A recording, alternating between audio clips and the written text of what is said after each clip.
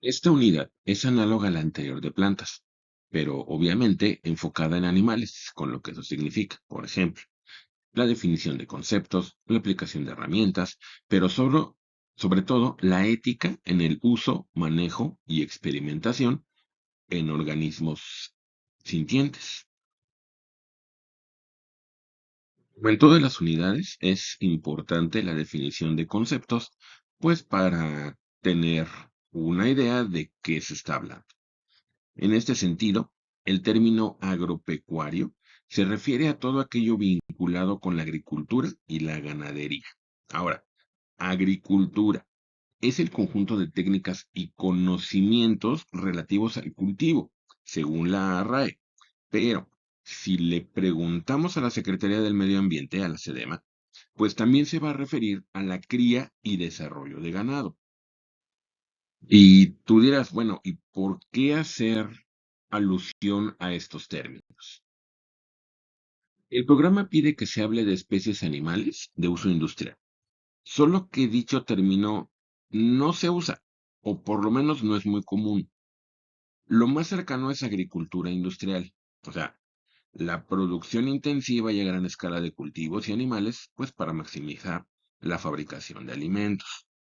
De ahí podemos identificar términos derivados, por así decirlo, como complejo industrial animal, sistema de producción animal, animales de uso agrícola, animales de trabajo, transporte, tracción. Pero como tal, especies animales de uso industrial, pues yo lo pondría hasta cierto punto en duda.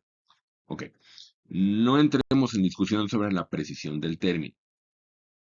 Enfoquémonos entonces en el concepto de mejora genética y de mejora animal. Solo como recordatorio, mejora genética es la disciplina que gestiona recursos genéticos de especies con interés económico actual o potencial mediante selección y mejora.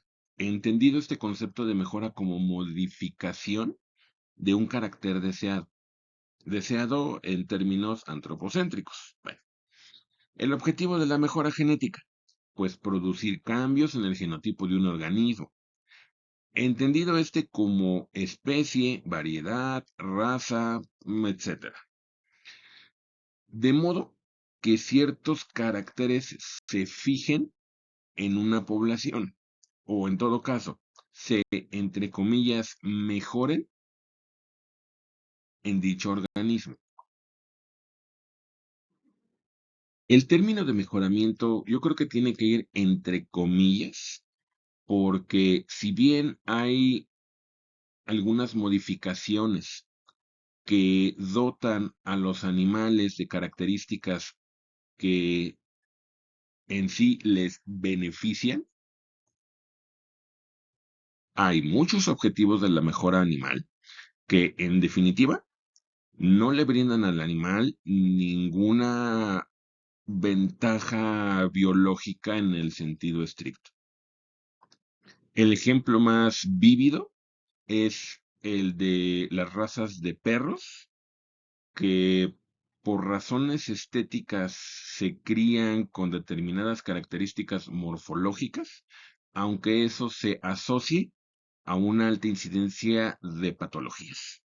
Bueno, te presento aquí tres definiciones de mejoramiento animal.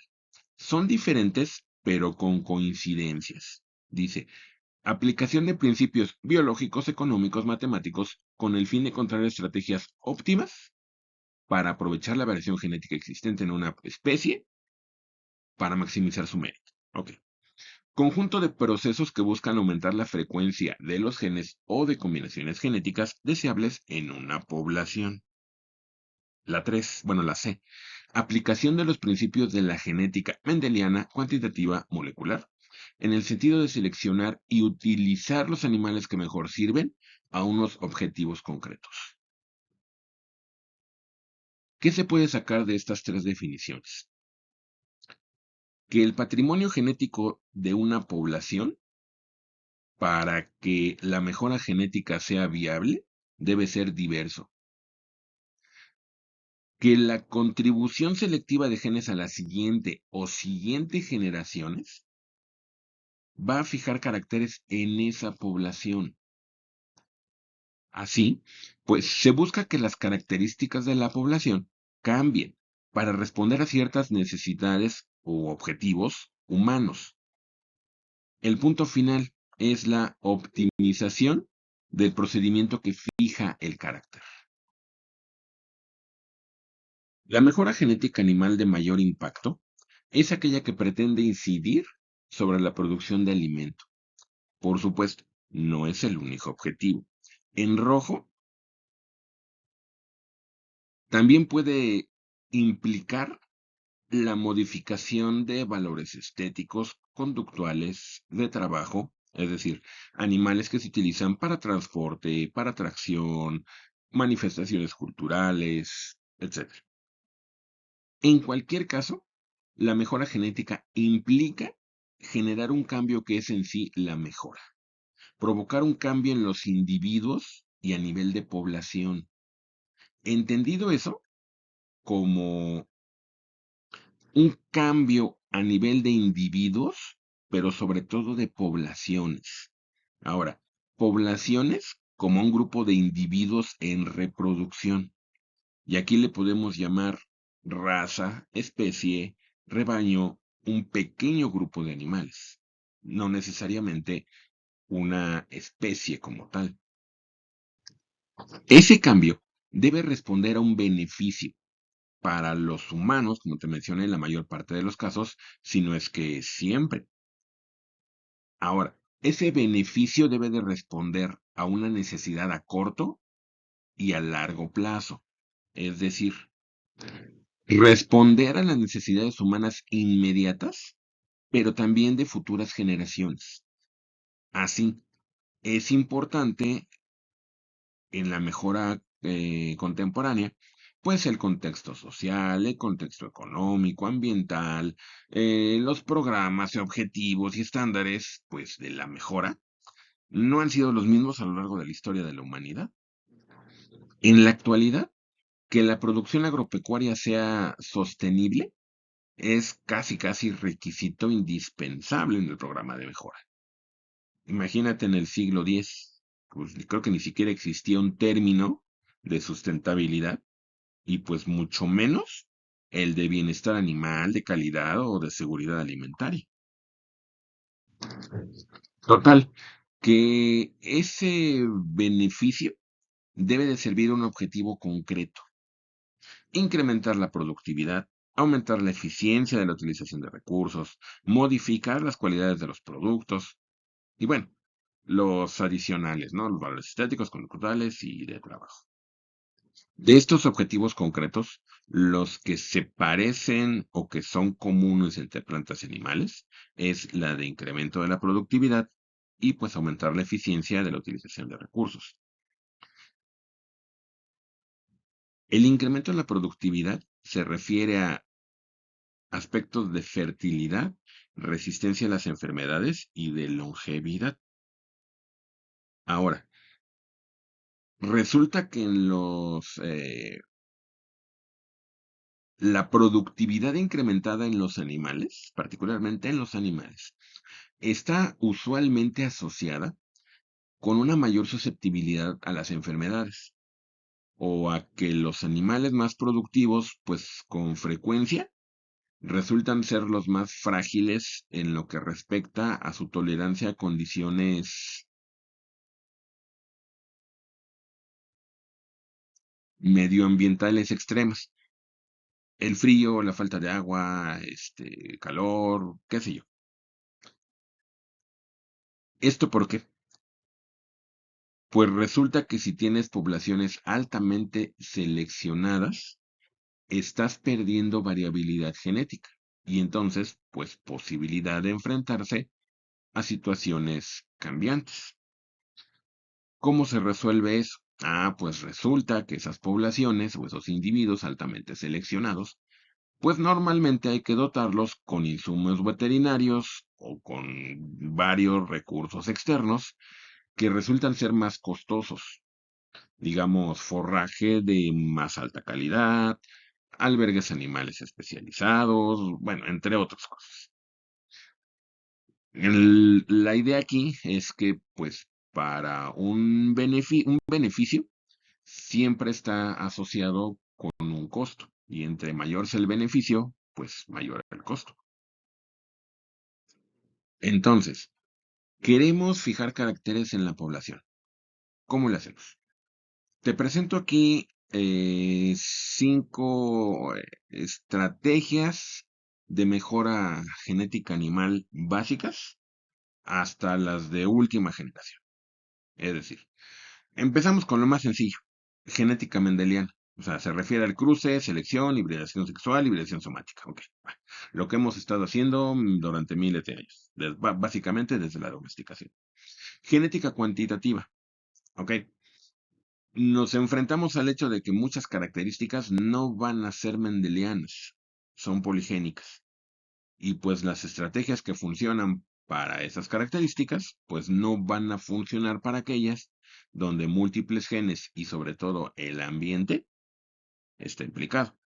De tal manera que pues tenemos que conocer el valor genotípico, la correlación entre parientes o los parámetros genéticos poblacionales, pues para poder establecer un plan de mejora.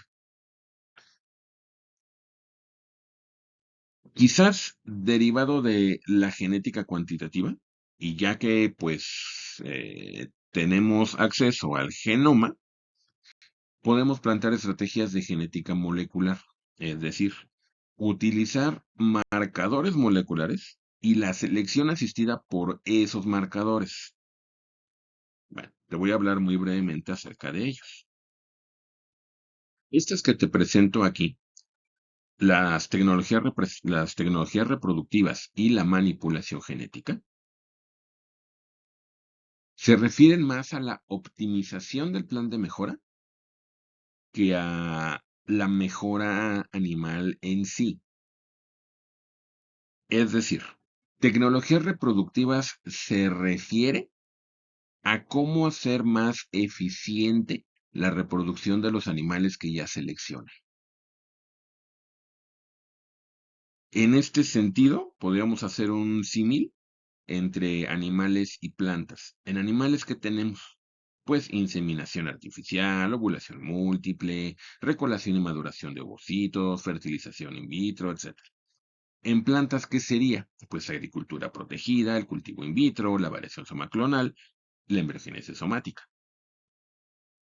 Digo, es más fácil hacer clones en plantas que clones en animales. En este sentido, el punto 5, la manipulación genética, te podría decir que está en etapa de investigación más que aplicación comercial. Pero te la platico porque seguramente será de aplicación en el futuro. Me refiero a la mutagénesis, a la modificación genética y a la transgénesis.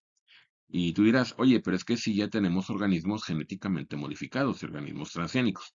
Sí, la mayoría de ellos son plantas. Digo, me refiero a los comerciales.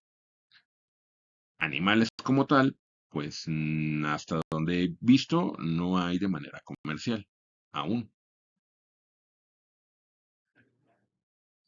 La mejora genética animal tiene su lógica, y esa la podríamos dividir en 4 puntos. ¿Qué es lo que debo de hacer? Pues primero tengo que definir el objetivo de la mejora y elegir el organismo a mejorar. ¿Es una especie, es una raza, es un rebaño, es un pequeño grupo de individuos, qué sé yo? ¿Qué es lo que quiero? Ah, pues quiero tener un perro con mayor musculatura. No sé exactamente para qué, pero lo quiero. Bueno, ahora, debo de estudiar el grado de heredabilidad de ese carácter, cómo se distribuye en la población, qué característica tiene, ¿es mendeliano? ¿Es poligénico? ¿Qué estrategia puedo seguir? Es decir, el punto número 3, ¿puedo hacer mejora genética mendeliana? ¿Tengo que analizar poblaciones? ¿Puedo plantear cruzas? Y finalmente, ¿cómo le hago para que esos animales seleccionados se reproduzcan de manera más eficiente? ¿Cómo les doy una ayudadita? En el primer punto, ¿cómo elijo al organismo? ¿Dejo que la naturaleza seleccione el genotipo con mejores adaptaciones de manera natural? ¿O de manera artificial, es decir, intencional, es el humano quien decide en función del fenotipo de un individuo o en función de su genética, quién va a contribuir al pool del genético de la siguiente generación? Ahora, ¿cómo hago eso? Me baso en sus características fenotípicas y entonces cruzo los dedos para que esas características estén en la siguiente generación. O la selección del organismo la hago en función de su historial genético, es decir, su ascendencia o en su caso descendencia, según lo que tenga disponible. Si ya es un organismo en etapa reproductiva y tengo historial de su descendencia, puedo hacer una prueba de progenie. Pero ¿qué tal que todavía el organismo no es sexualmente maduro? Pero tengo la información de su ascendencia, tengo el pedigrí de su familia.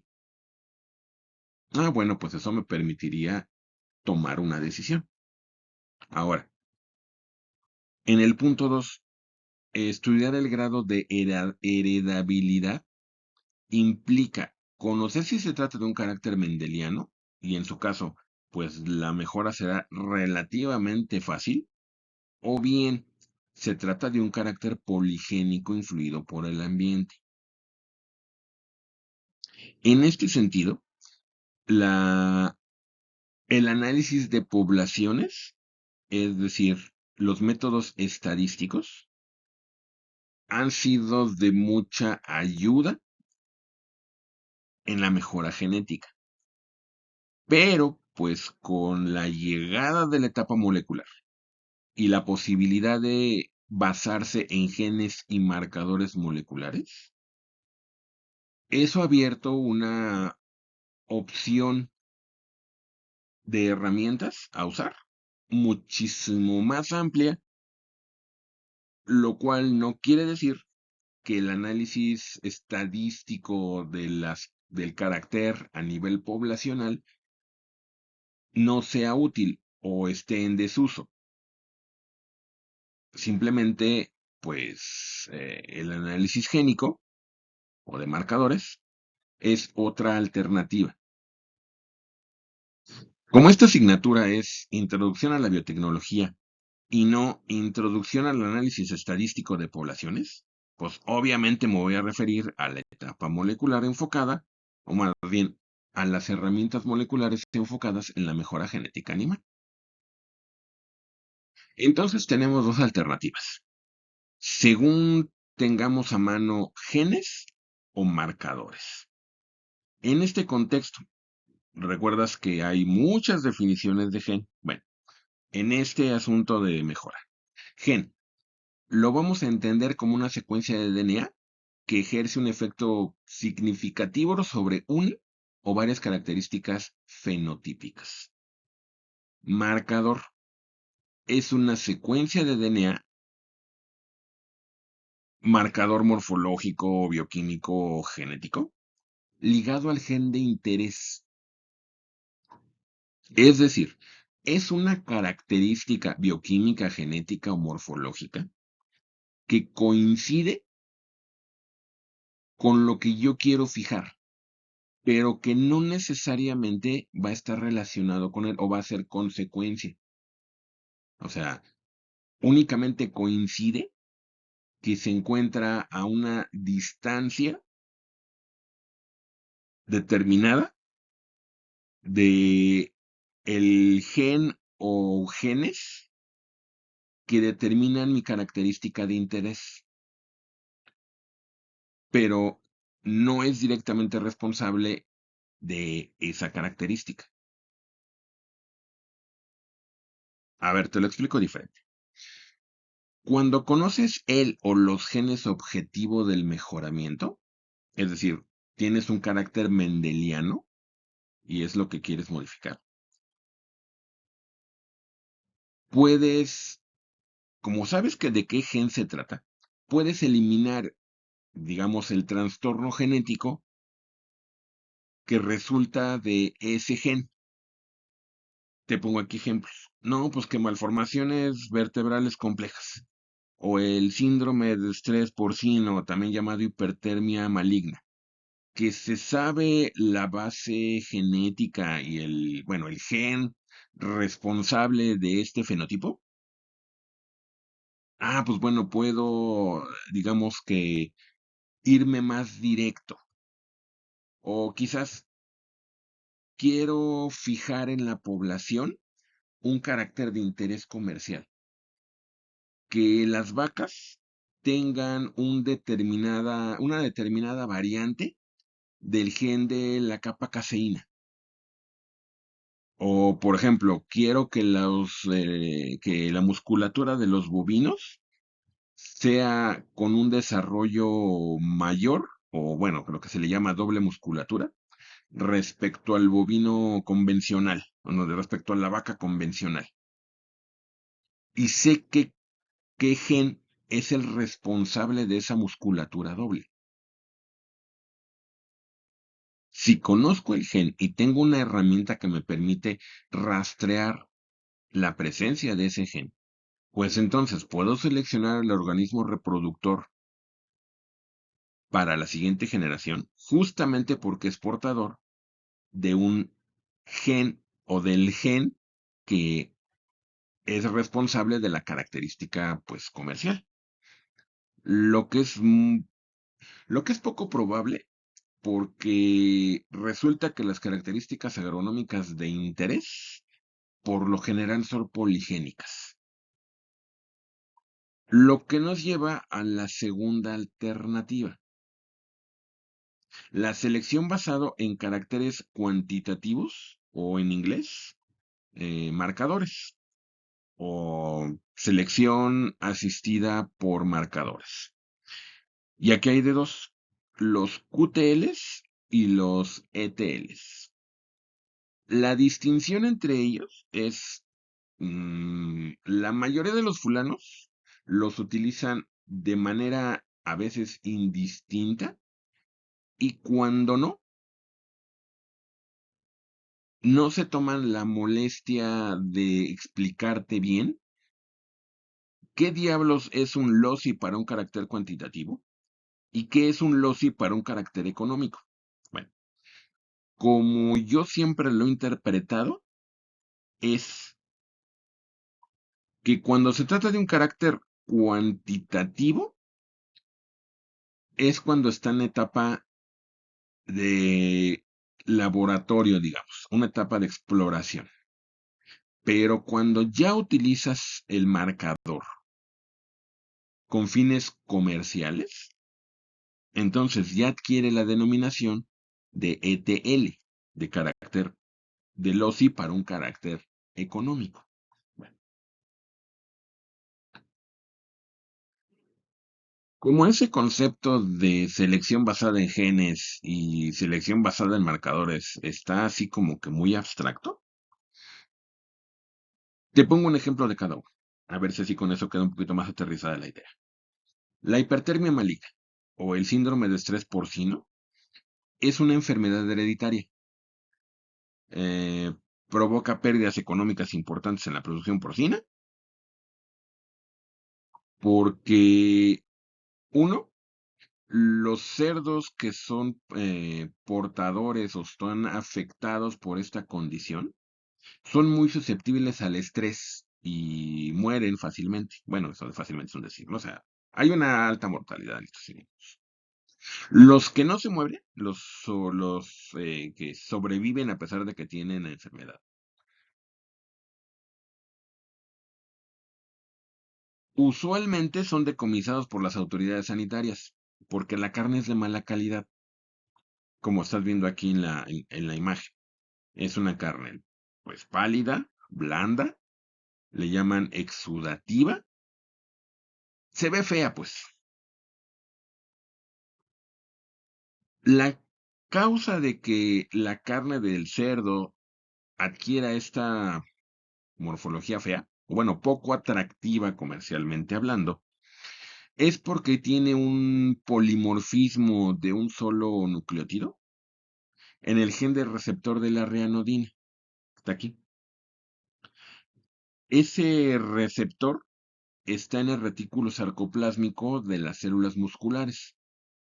Resulta que por una mutación puntual se reemplaza una citosina por una timina y entonces eso hace que cambie un aminoácido arginina por una cisteína en ese receptor.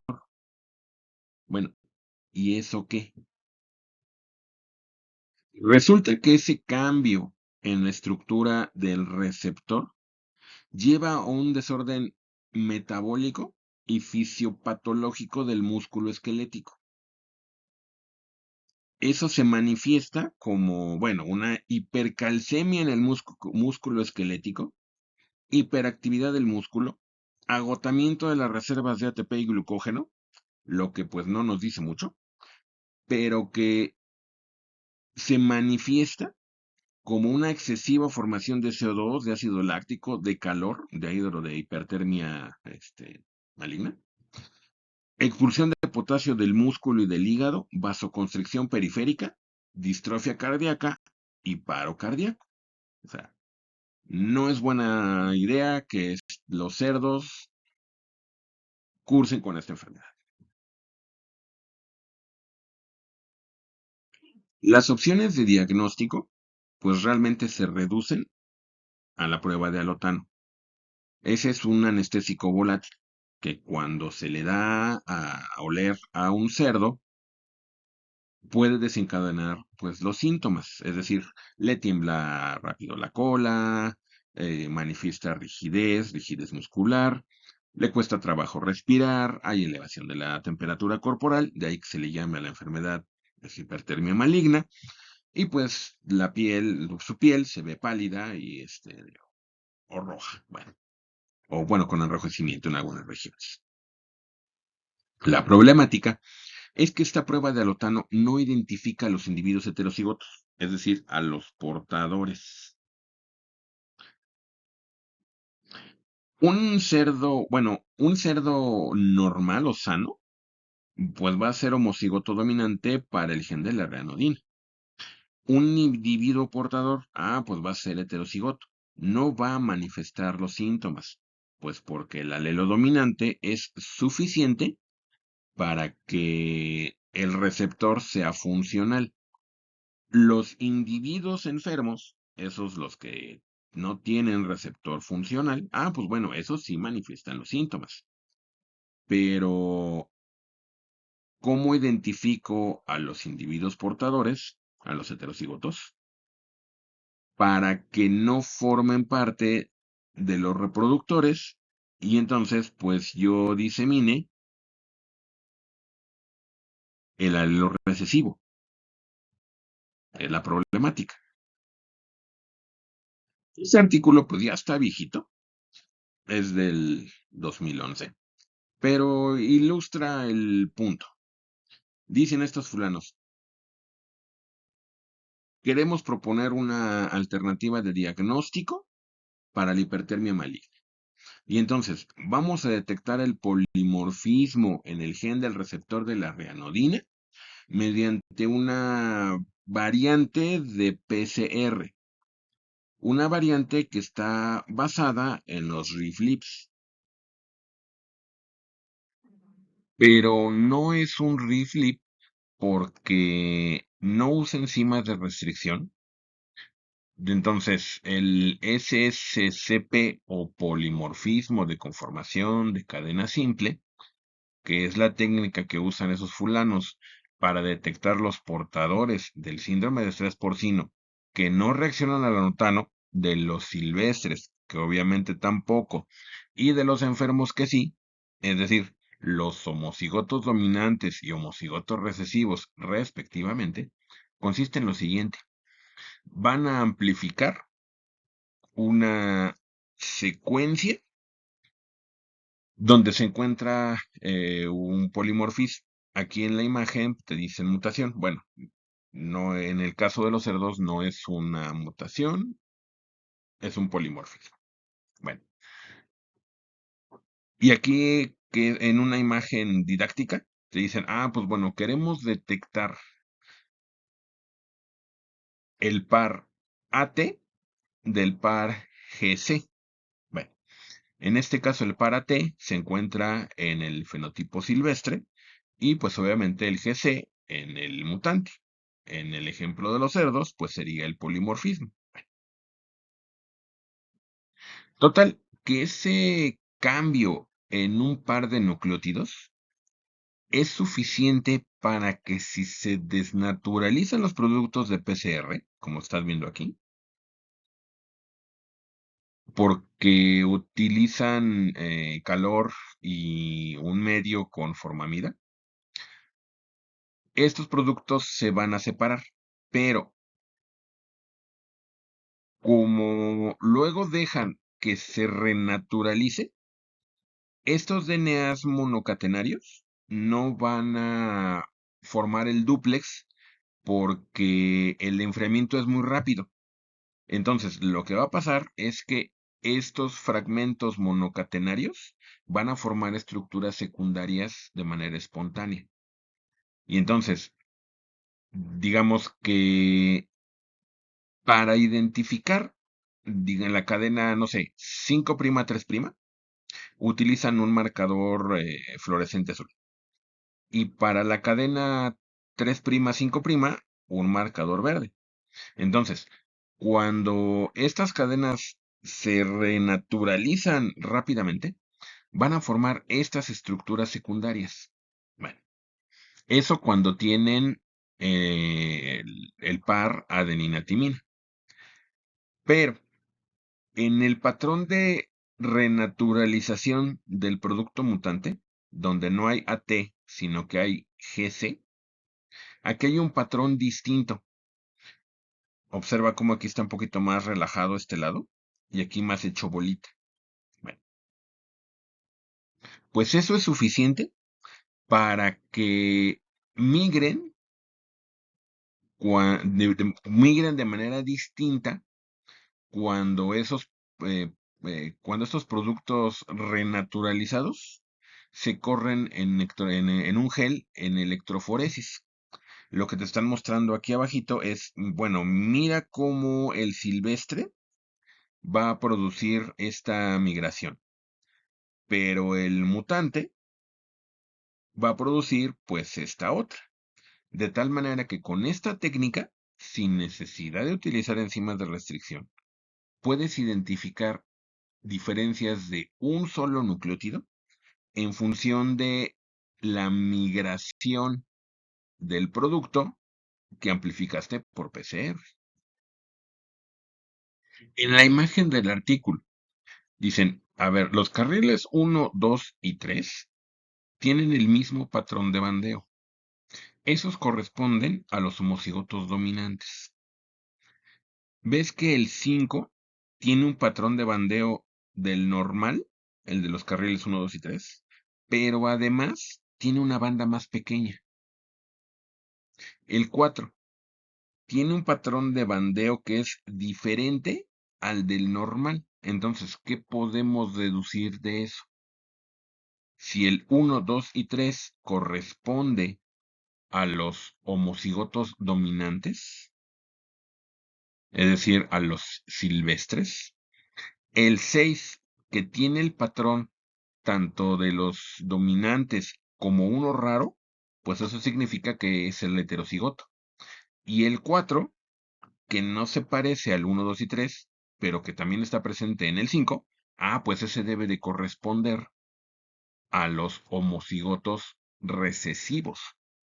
De tal manera que dicen estos fulanos, pues con nuestras condiciones, resulta que ya podemos identificar a los heterocigotos y entonces decimos, este tipo de cerdos, pues obviamente no los vamos a incluir en los programas de reproducción, pues porque obviamente van a transmitir a la descendencia el polimorfismo, que es consecuencia del que sean portadores del síndrome del estrés porcino. En el más, se sigue la misma lógica. Pero aquí se desconoce el gen responsable del carácter en cuestión. Digamos, el carácter que está asociado a la productividad, a la resistencia a la enfermedad, a la tolerancia al estrés, no sé, a una cuestión de calidad, qué sé yo. O sea, no se sabe qué gen o qué genes son los responsables de eso que yo quiero fijar en la siguiente generación. Lo que sí sé es que puedo identificar marcadores moleculares, es decir, secuencias que se asocian a una característica que yo puedo identificar experimentalmente. Porque es algo morfológico, o es una característica morfológica, o porque es bioquímica, no sé, es una enzima, una variante de enzima, o es simplemente un carácter genético. Es un polimorfismo que igual no codifica absolutamente para nada, pero que resulta que se hereda de manera conjunta con mi carácter de interés. Y se hereda de manera conjunta porque resulta que está a menos de 5 unidades mapa de eso que me interesa a mí, pero que no tengo manera de identificar con un gen. Entonces, ¿qué hacemos en las más? Se seleccionan parentales, se cruzan, pero no requiero que el individuo pues crezca hasta ser reproductivo. Únicamente necesito aislar el DNA de la progenie y entonces evaluar un marcador que pues previamente yo ya sé que tiene, o bueno, sé qué herramienta puedo utilizar para identificar ese marcador. Que si un Reflips, que si un BNTR, que si un polimorfo no fue un solo nucleótido, o la estrategia que utilizaron anteriormente, que es el SSR. Bueno, ya tengo mi evaluación, ya tengo mi Reflex, mi SSR. ¿Ahora qué hago? Ah, pues hago una correlación con rasgos morfológicos, si es que se puede. El caso es que esta selección asistida por marcadores agiliza la elección de los individuos que contribuyen a la siguiente generación. Si fueran plantas, ¿qué implicaría? Pues que puedo partir de semillas. Una planta no únicamente produce una semilla, sino produce muchas. De tal manera que yo puedo decir, ah, pues este grupo de semillas tiene o no el marcador de mi interés. De tal manera que si lo tiene, ah, pues entonces yo necesito plantar estas semillas. En el caso de los animales, bueno, ahí sí tengo que esperar a que nazca el producto, ¿verdad? Porque no puedo hacerlo en embriones. Pero una vez que ya tengo la descendencia, es decir, por ejemplo, en el caso de los cerdos, desde que nacen, podría yo buscar un marcador que me diga, ay, pues resulta que este cerdo tiene un marcador que está asociado a la resistencia a nemátodos, por inventar algo, ¿sí? Y entonces ya sé que ese es el animal que me interesa, o visto también de la otra manera. Si identifico un marcador que está asociado a una susceptibilidad a infecciones por hongos, digo, pues este igual y ni siquiera igual y ni siquiera lo dejo que crezca, ¿no? Porque me va a significar pérdidas, o en el caso del estrés porcino, ¿no? Dices, pues ni siquiera lo alimento, pues porque ya sé que su carne no va a ser de buena calidad. Igual y lo sacrifico antes y así pues no tengo pérdidas. Y por supuesto, un animal así no va a contribuir a la siguiente generación. No tengo una imagen ilustrativa de más con animales. Pero bueno, podríamos hacer el símil con plantas. Y entonces, en el plan de mejoramiento convencional, Pues tienes el parental uno y el parental 2, ¿no? El parental uno resulta que es tu cultivar de éxito, ¿no? Pero le quieres transferir una característica de, digamos, estrés a la salinidad, por inventar algo. Entonces, cruzas estos individuos, tienes una F1, y entonces, de esta F1 vas a tener una F2, de tal manera que puedas tener un gran número de individuos. Y como se trata de plantas, las llevas a campo o las llevas en un invernadero, dejas que crezcan y entonces haces una selección fenotípica de este gran número de individuos. Ven, que es lo que están viendo aquí, ¿verdad? No todas crecieron chido. Pues bueno, pues esas que sí, pues las necesito como contribuyentes a la siguiente generación. Bueno, o por lo menos yo esperaría que estas que sí crecieron, pues hayan recibido del donador el gen o grupos de genes, desconozco cuáles, que le dan la resistencia a la salinidad. En la selección asistida por marcadores, el proceso es similar, pero tomo la muestra, hago extracción de DNA, no necesito llevar al campo, hago extracción de DNA, PCR, por ejemplo, y se hace una electroforesis. Y entonces se busca, como en el ejemplo de los cerdos, pues ahí mi patrón de bandeo que corresponde a mi marcador de interés. Es muchísimo más rápido. No tengo que invertir tiempo, dinero y esfuerzo en el análisis del campo. Bueno, pues sí, la prueba en campo, pues lo puedo hacer desde que el animal es joven, o en este caso desde que tengo las semillas. Lo que sigue entonces es la optimización de la selección, que no es otra cosa más que optimizar la reproducción de los animales.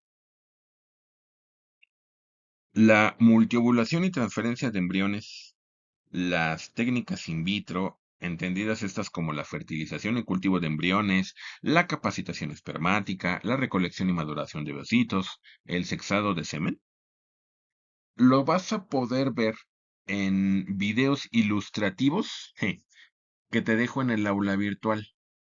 En la carpeta, en la carpeta que se llama Optimizando el plan de mejora.